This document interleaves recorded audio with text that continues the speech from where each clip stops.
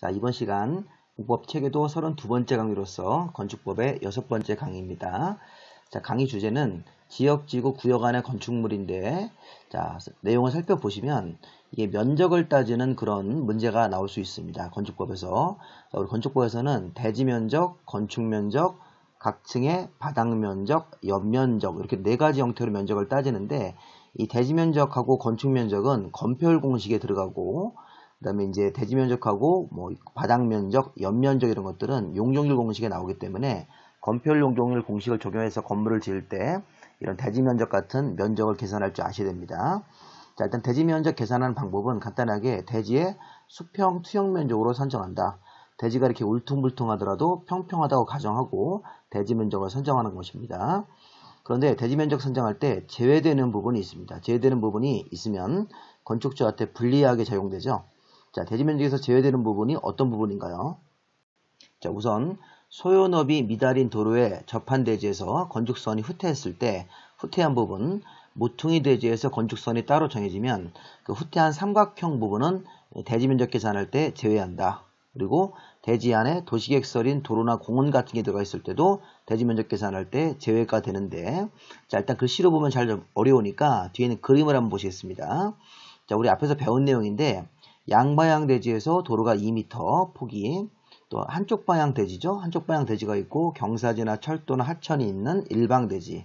자, 우리 양쪽 방향 대지일 때는 가운데 중심선에서 도로가 2m밖에 안 되니까 4m를 확보해 주기 위해서 가운데 중심선에서 소요너비의 2분의 1인 2m를 좌우로 이렇게 이동하셔 가지고 이 점선, 이 점선까지의 건축선이 거지죠. 건축선은 중심선으로부터 소요 너비를 후퇴해서 여기 원래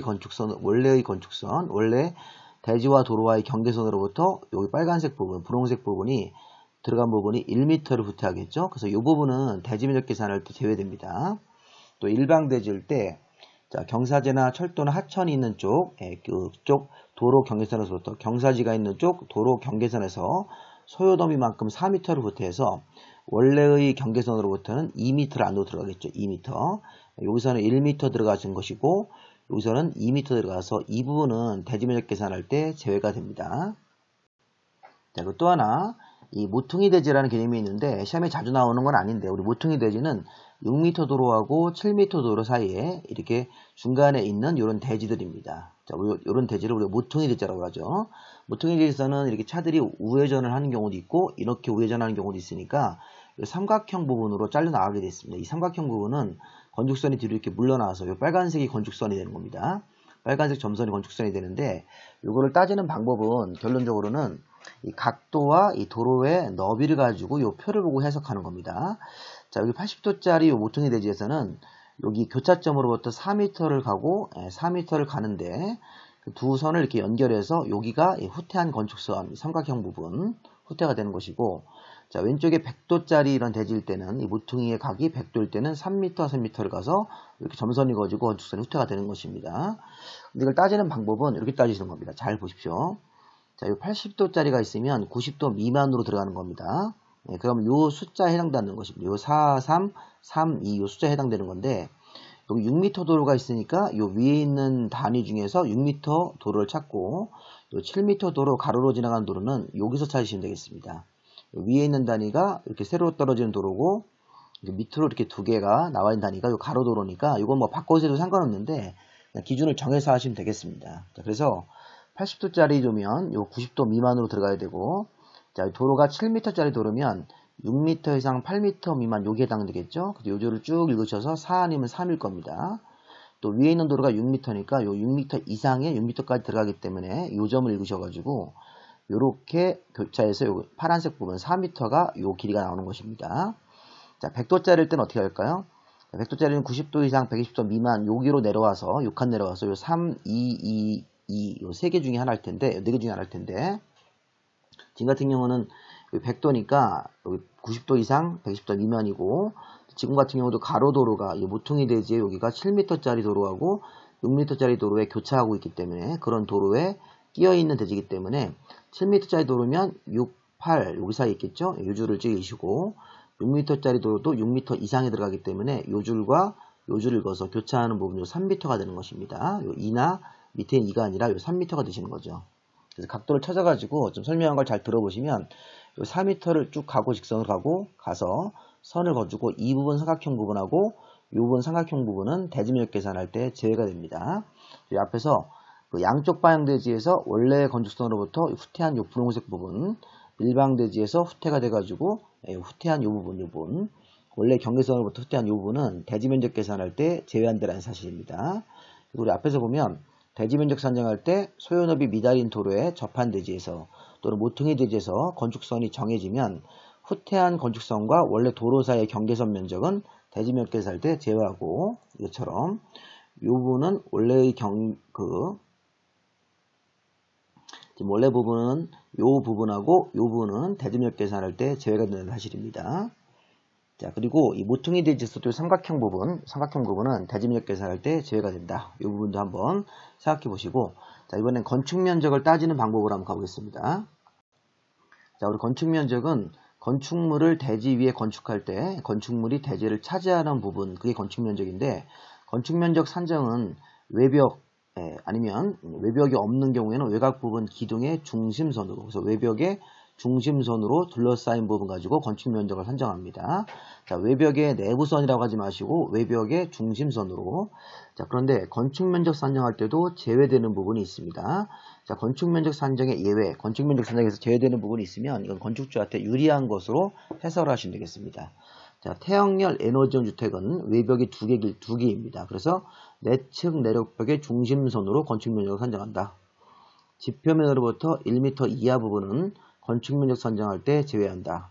지상의 보행통로, 지하 주차장으로 내려가는 경사로, 이런 것들은 건축면적 산정할 때 제외가 되고, 또 추가적으로 이 차양이나 처마 같은 지붕 구조물이 외벽 중심선에서 1m 이상 돌출되어 있으면 건축면적을 따지는 방법이 밑에 있는 이런 사찰이는 4m, 축사는 3m 요 기준에 따라서 안쪽으로 들어와서 건축 면적을 산정하는 방법이 있는데, 자, 요거는 한번 좀 그림을 좀 보겠습니다. 자, 요 건물이 전통 사찰입니다. 전통 사찰을 건폐율 50%를 주고 대지 면적이 400으로 주면 이 대지가 400입니다. 그럼 건축 면적을 200으로 내겠죠. 400제곱미터에 50%만 여기 건축 면적이니까 건축 면적 200을 꽉 채워서 줬습니다. 이렇게. 그런 상태에서 이 사찰의 처마가 이렇게 5m가 나가면, 그러면 이 법을 위반했다고 보시게 됩니다. 자, 보면 전통 사찰은 4m 이하, 축사는 3m 이하, 한옥은 2m 이하, 그 다음에 충전시설이 설치된 공동주택은 2m 이하, 그 밖의 건물은 1m 이라는 기준이 있어서 이 기준만큼 처마 길이를 내야 되는데, 이 전통 사찰이 원래는 4m까지만 내야 되는데 지금처럼 5m를 길게 내면, 자, 이 지붕 끝으로부터 거꾸로 4m를 들어와서 남는 요 공간 자체가 건축 면적이 잡히는 겁니다. 지금 같은 경우도 왼쪽 부분도 5m를 내면 지붕 끝으로부터 안으로 4m를 들어오게 되어 있습니다. 전통 사찰은 4m가 기준 처마 너비기 때문에, 그 길이기 때문에 4m를 들어와서 선을 내려서 요 부분이 건축 면적이 잡히는 것입니다. 그래서 건축 면적 같은 계산할 때는, 그럼 여기 200에서 이 부분이 추가적으로 건축 면적이 잡히면 건폐율이 위반이 되겠죠? 이게 200이 넘게 되기 때문에 이 부분까지 잡혀서 건축 면적으로 산정을 하시면, 그래서 다시 한번 우리 그림을 보시면서 처마나 차양 같은 것들이 있을 때는 외벽 중심선에서 1m 이상 돌출되어 있다. 뭐 1m든 3m든 5m든 돌출되어 있으면 이 건물 종류에 따라서 일정 거리를 후퇴해가지고 지붕 끝으로부터 돌출된 끝부분부터 수평거리를 들어와서 남는 공간이 있으면 남는 공간도 건축 면적으로 잡히는 겁니다. 그래서 우리 건축 면적 따질 때는 이렇게 외벽의 중심선으로 따진다. 자, 태양열 에너지원 주택은 외벽이 2개다. 그때는 내측 내력벽으로 건축 면적을 계산한다. 지표면으로부터 1m 이하 부분은 건축 면적 계산할 때 제외해서 1m 위에 부분을 잘라가지고 외벽의 중심선으로 재는 겁니다. 지상의 보행통로, 지하층의 경사로, 생활 폐기물 보관함은 본 건물 건축 면적이 포함되지 않습니다.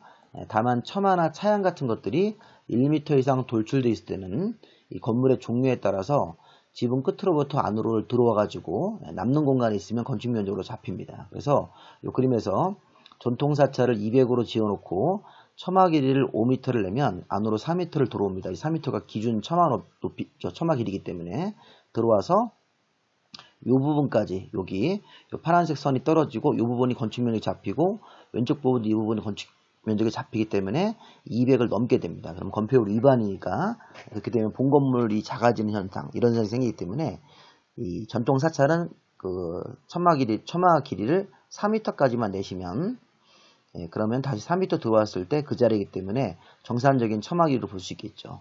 자, 축사할 때는 3m까지 내셔야 되는 거고 3m. 그 다음에 전통 한옥 같은 경우는 2m. 그 밖의 건물은 1m니까 그런 부분들을 한번 생각해 보시기 바랍니다. 자, 이건 바닥 면적 계산하는 방법. 건축법에서는 이런 바닥 면적이라는 게 건물의 1층, 2층, 3층 올라가면서 각 층의 바닥 면적을 재는 건데, 자, 바닥 면적도 벽이나 기둥의 중심선으로 재기 때문에 건축 면적 재는 거랑 유사합니다. 건축 면적도 외벽의 중심선, 바닥 면적도 건물의 각 층별로 올라가면서 벽이나 기둥의 중심선으로 잽니다. 그리고 바닥 면적 선정할 때도 제외되는 부분이 있는데, 노대와 같은 발코니는 외벽에 접한 길이, 이게 발코니 가로 길이에 1.5m까지 곱해서 그 부분은 공제하고 나머지만 바닥 면적에 사립합니다. 또 1층에 피로티 구조로 만들어서 통행이나 주차장으로 쓸 때, 또는 공동주택 피로티 같은 경우는 통행이나 주차장이나 관계없이 그냥 무조건 바닥 면적 계산할 때 제외를 해줍니다.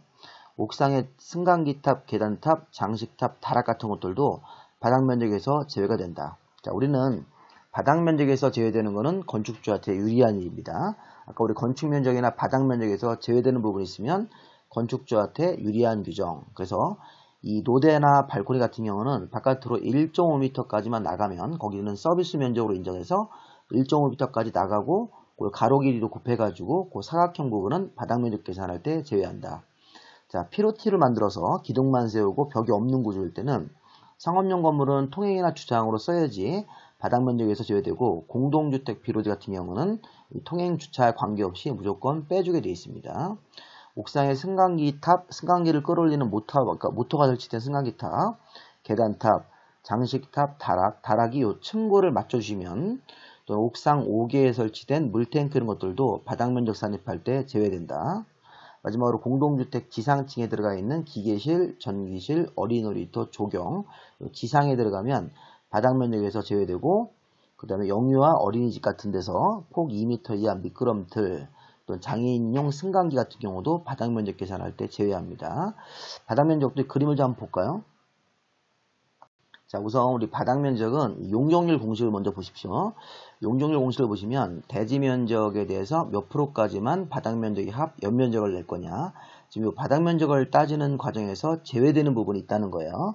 자, 숫자를 한번 줘보면, 자, 대지 면적이 400이라고 주고 용적률 200%를 주면 이 바닥 면적의 합인 연면적이 800이 나옵니다. 그래서 이 그림을 보면 건물을 800을 지은 겁니다. 업무용으로 해가지고선 이렇게 4개 층을 올리니까 각 층 면적이 200씩이라서. 자, 그런데 문제는 뭐냐면 이렇게 본 건물 바닥 면적의 합을 200씩 해서 4개 층을 올려서 800을 지어놓으면, 자, 용적률 200%를 다 적용해서 건물을 지은 겁니다. 더 이상 여유가 없습니다. 자, 그런데 아까 제가 그 건축물 지을 때 아까 발코니 같은 노대가 바깥으로 1.5까지만 나가면 요 노대 요 부분 면적 같은 경우는 발코니 노대는 바닥 면적 계산할 때 제외해가지고 서비스로 인정하고, 그 다음에 피로티, 통행이나 주차장으로 쓰는 피로티 또는 공동주택에 쓰는 피로티는 바닥 면적 계산할 때 제외됩니다.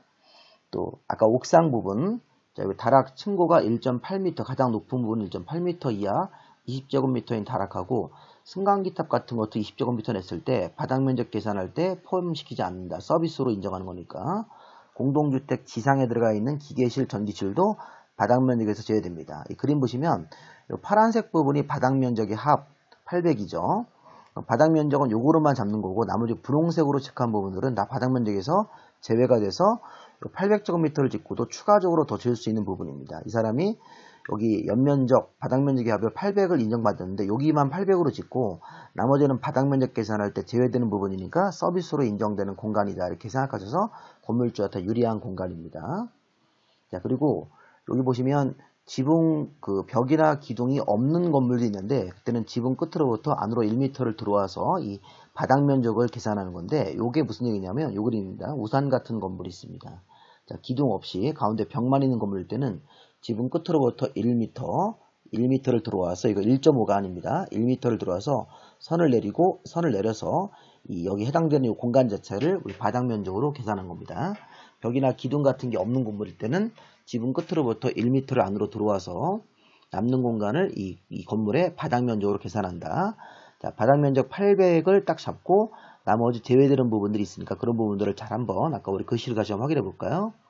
바닥 면적도 자, 건물의 벽이나 기둥의 중심선으로 각 층별로 올라가면서 중심선으로 계산하는데 바닥 면적 선정할 때 제외되는 부분 자, 노대나 발코니 같은 것들은 1.5까지 곱해서 1.5m까지 나가는 부분은 바닥 면적 계산할 때 제외하고 공지하기 때문에 피로티는 통행이나 주차장으로 쓸 때 공동주택 피로티는 바닥 면적 선정할 때 제외된다. 자, 승강기탑, 계단탑, 장식탑은 옥상 구조물 다락도 옥상 구조물인데 다락은 다락 층고가 1.5m 이 평평한 다락일 때는 지붕이 경사지붕일 때는 가장 높은 부분이 1.8m 이하 요걸 맞춰주시면 바닥 면적 계산할 때 제외됩니다. 옥상이나 옥의 지하에 설치된 물탱크도 바닥 면적 선정할 때 제외가 되시고요. 공동주택 지상입니다. 자, 기계실, 전기실, 어린놀이터, 조경 같은 경우도 바닥 면적 선정할 때 제외된다. 이렇게 해서 보시면 되겠습니다. 자, 이번엔 연면적인데 아까 우리 연면적은 용적률 공식에서 이 바닥 면적의 합으로 연면적을 계산하는데 연면적은 원래는 그냥 총 연면적 개념으로 지하층을 포함한 각 층의 바닥 면적의 합이다. 이렇게 되어 있습니다. 원래 지하층까지 포함해서 다 더하는 건데 용적률 산정할 때 연면적 할 때는 제외되는 요 네 부분이 있습니다. 지하층, 지상의 주차용 면적, 초고층 건물의 피난 안전구역, 그 다음에 경사지붕안의 대피공간은 이 최종 연면적을 계산할 때 다시 한번 제외되는 부분이 있습니다. 자, 우리 앞에서 용적률 공식을 보시면 요 바닥 면적 계산할 때 제외되는 부분이 분홍색 부분들입니다. 그래서 바닥 면적의 합으로 연면적을 계산할 때 이 용적률에 관한 연면적 계산할 때는 추가적으로 빠지는 부분, 추가적으로 제외되는 부분이 있다는 거예요. 지하층, 지상의 부속용도 주차장, 초고층 건물의 피난 안전구역, 경사지붕안의 대피공간. 자, 예를 들어서 이 그림을 보시면 아까 자, 용적률 200% 대지가 400제곱미터이기 때문에 이 바닥 면적의 합으로 800을 져서 이 사람은 이렇게 800을 진 겁니다. 이 부분이 이 사람의 바닥 면적의 합 연면적입니다. 근데 문제는 바닥 면적의 합에서 연면적을 최종적으로 계산할 때 지하 부분이 있을 때는 무조건 빼는 거예요. 식당으로 하든 주차장으로 하든 지하 부분은 무조건 뺍니다. 연면적 계산할 때. 또 여기 연면적을 200을 최종적으로 800을 계산하는 과정에서 바닥 면적의 합을 계산해서 바닥 면적 합으로 연면적으로 넘어오는 과정에서도 여기 부속용도 주차장 이런 분들 빼주는 거죠. 그래서 여기 보면 색깔이 진한 이 분홍색 부분들은 아까 바닥 면적 계산할 때 다 빠졌던 부분들입니다. 바닥 면적 계산할 때 빠졌던 부분이고 바닥 면적의 합으로 연면적 계산할 때도 이 지상의 주차장 지하 부분을 추가적으로 빼준다. 이렇게 해서 결국에는 이 빨간색 부분하고 분홍색 부분들은 이 본 건물의 서비스 공간으로 다 빠지는 부분들이니까 이 파란색 부분 바닥 면적에서 제외되는 부분들 분홍색 부분들이고 최종적으로 바닥 면적의 합으로 연면적 계산할 때도 이 빨간색 부분들이 빠진다. 이렇게 우리가 해석을 하시면 되겠습니다. 그래서 항상 건축 면적, 바닥 면적, 용적률에 따른 연면적 계산할 때 제외되는 부분들을 생각해 보시기 바랍니다.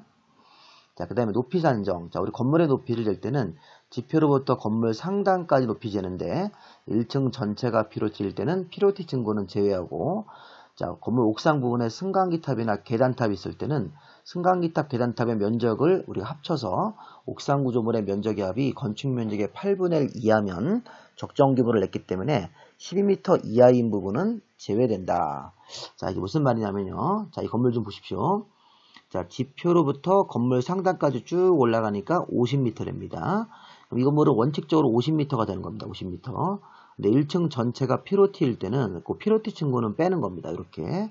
자, 문제는 뭐냐면 이 피로티카 부분도 빼고 또 50m에서 5를 뺐습니다. 그런 다음에 옥상 구조물. 자, 옥상 구조물은 다락이 있고 승강기탑이 있을 때 가장 높은 부분, 승강기탑 높은 부분이 13m입니다. 승강기탑 자체 높이가 13m입니다. 그럴 때는 13m를 어떻게 처리하는 거냐면 11을 빼고 남는 1m만 가산시키는 건데, 자, 그게 이제 조건이 맞아야 됩니다.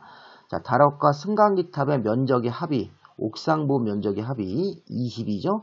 10제곱미터, 10제곱미터니까 합이, 본건물 건축 면적이랑 비교하셔야 됩니다.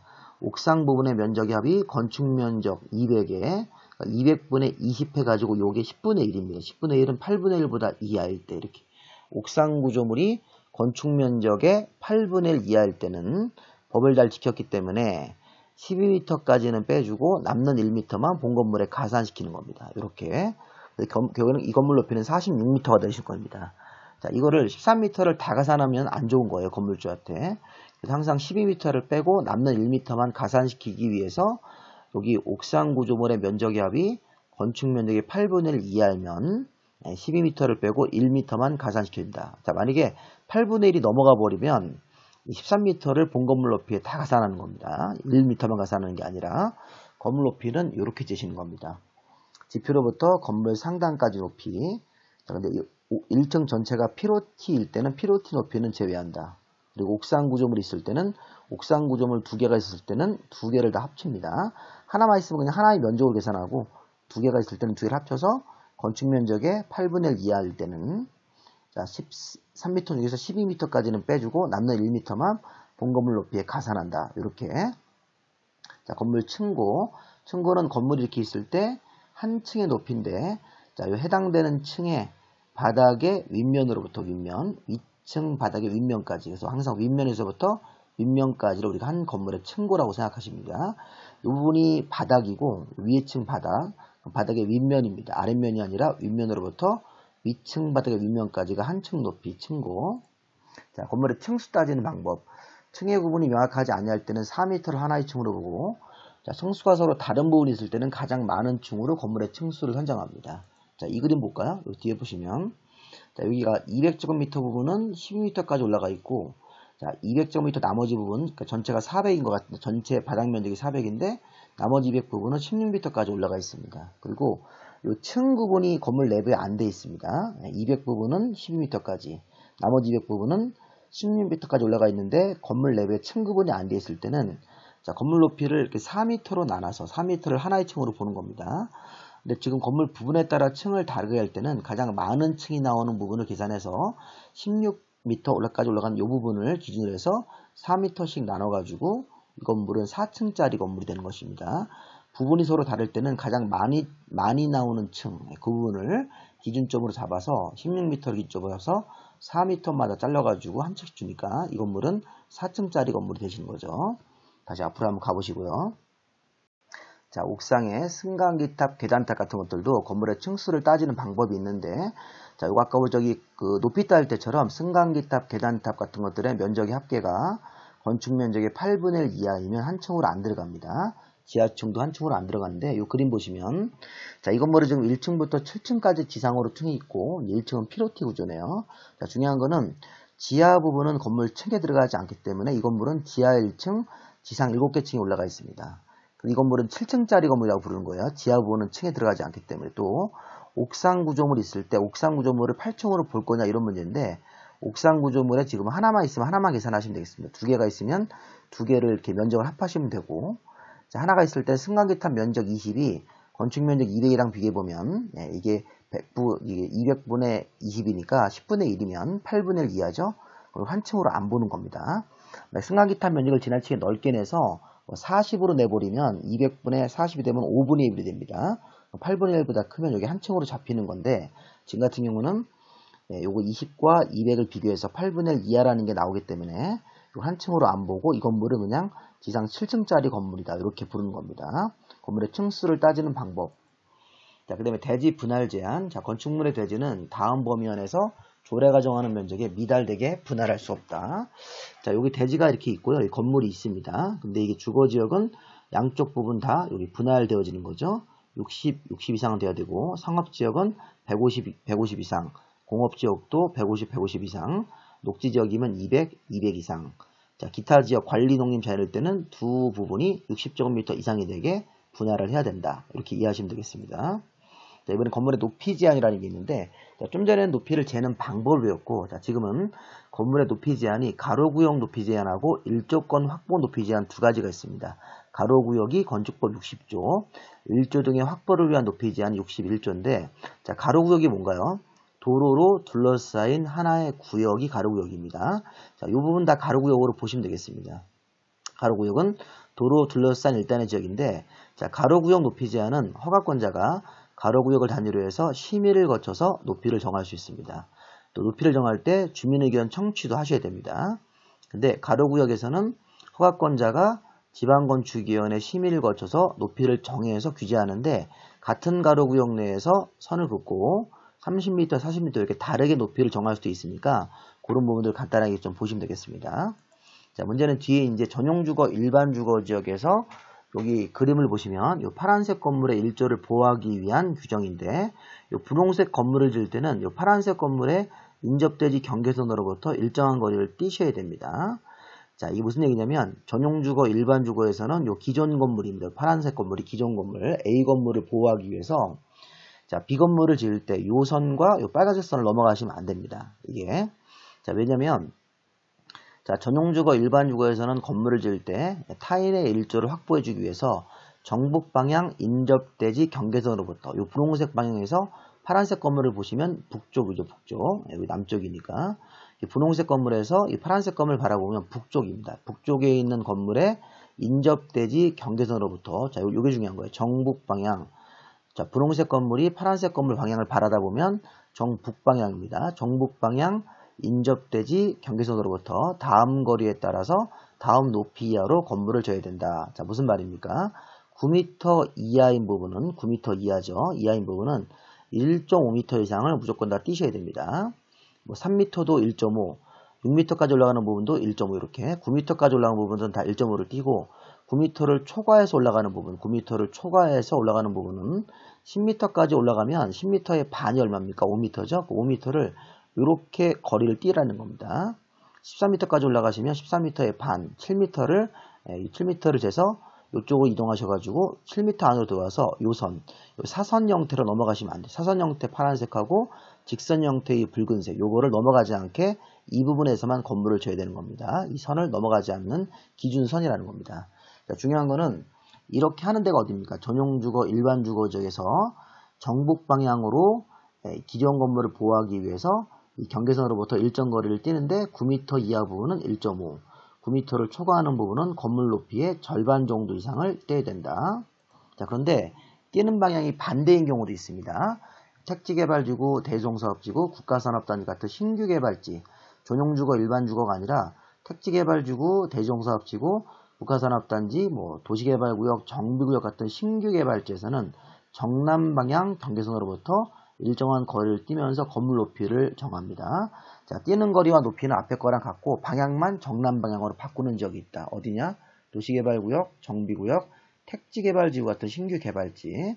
자, 공부하실 때 전용주거, 일반주거 지역은 정북 방향으로부터 일정 거리를 띄는 게 중요한 거고 이 택지개발지구, 도시개발구역, 정비구역은 정남 방향 경계선으로부터 반대 방향으로 거리를 띄면서 건물을 짓는 거다.